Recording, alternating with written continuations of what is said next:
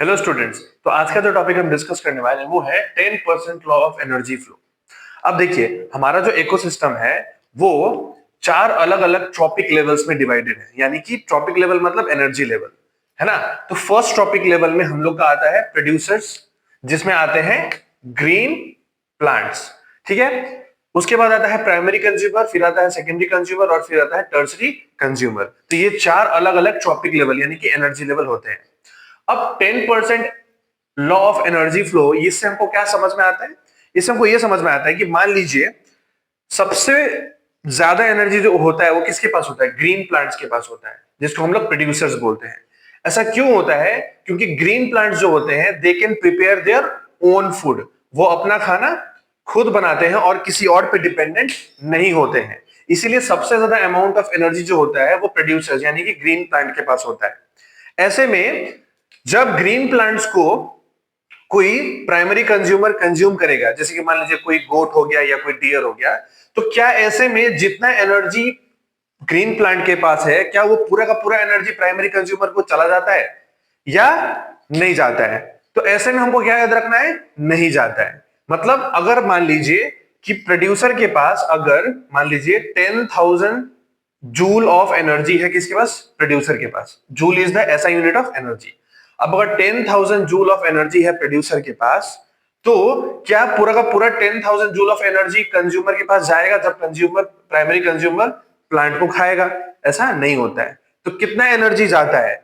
Only 10% energy is transferred. कितना percent? सिर्फ 10%।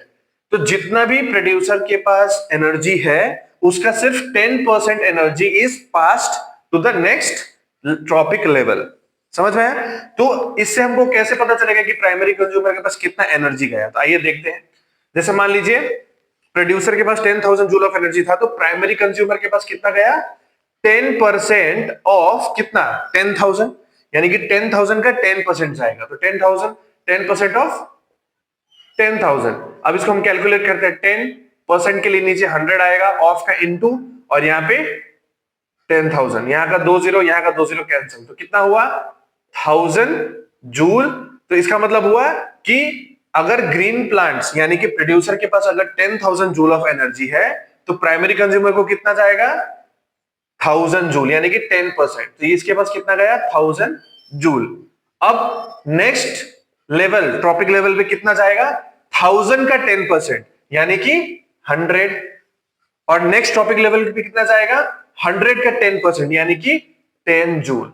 तो इसीलिए इसे बोला जाता है 10% लॉ ऑफ एनर्जी, बिकॉज एक टॉपिक लेवल से जब एनर्जी दूसरे टॉपिक लेवल में जाता है तो सिर्फ 10% एनर्जी ही फ्लो होता है।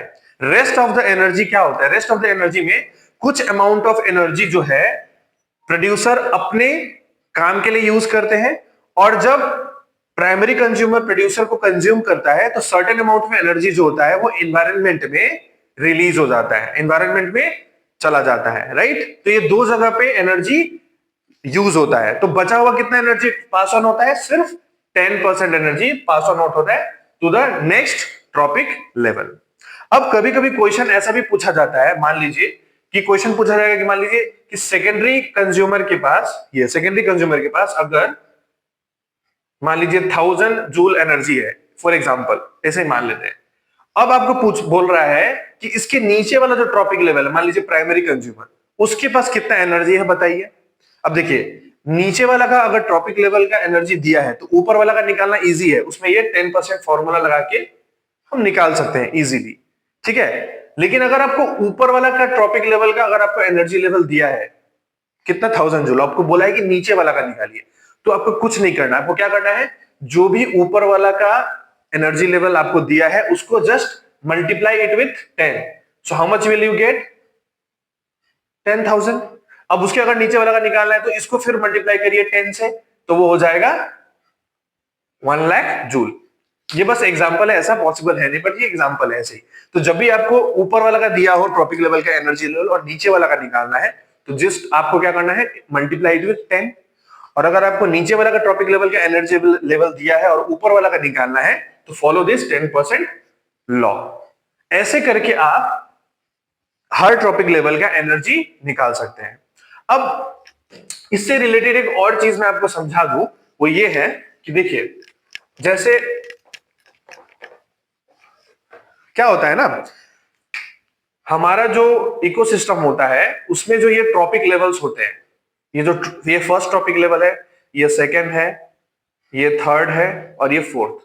तो यहां पे जो ट्रॉपिक लेवल्स होते हैं, ये ट्रॉपिक लेवल्स में हर ट्रॉपिक लेवल का अपना इंपॉर्टेंस होता है, ठीक है।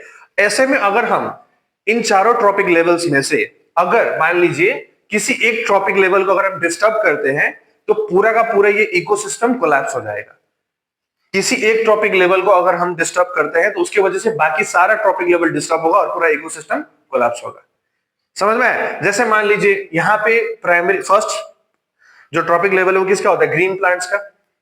और सेकंड में किसका होता है? मान लीजिए प्राइमरी कंज्यूमर, ये होता है टर्सरी कंज्यूमर, ओ सॉरी ये सेकेंडरी कंज्यूमर और ये टर्सरी कंज्यूमर, ठीक है।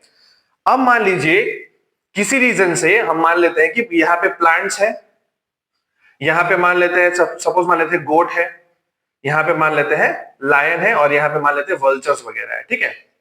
अब मान लीजिए कि हमने क्या किया, फॉर एग्जांपल हमने क्या किया कि जितने भी ये सेकंड ट्रॉपिक लेवल के जो ऑर्गेनिज्म थे उन सबको मार दिया, सपोज एक बात बोल रहा हूं आपको।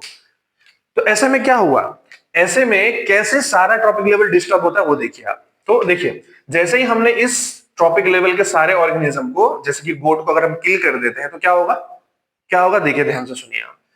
प्लांट का जो पॉपुलेशन है वो बहुत ज्यादा बढ़ने लगेगा, क्योंकि प्लांट को खाने वाला कोई नहीं है, राइट।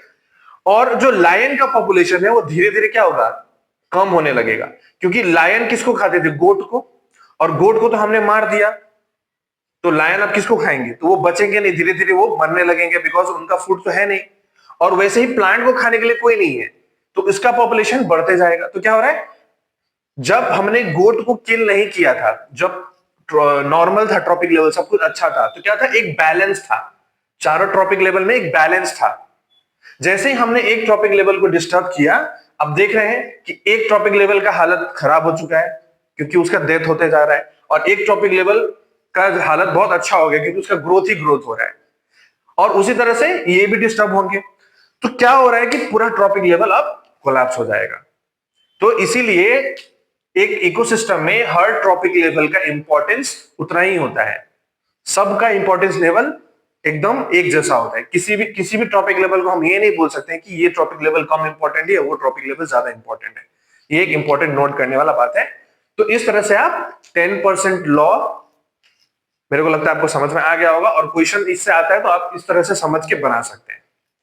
तो और वीडियोस के लिए देखते रहिए TLS। मिलते हैं नेक्स्ट वीडियो में।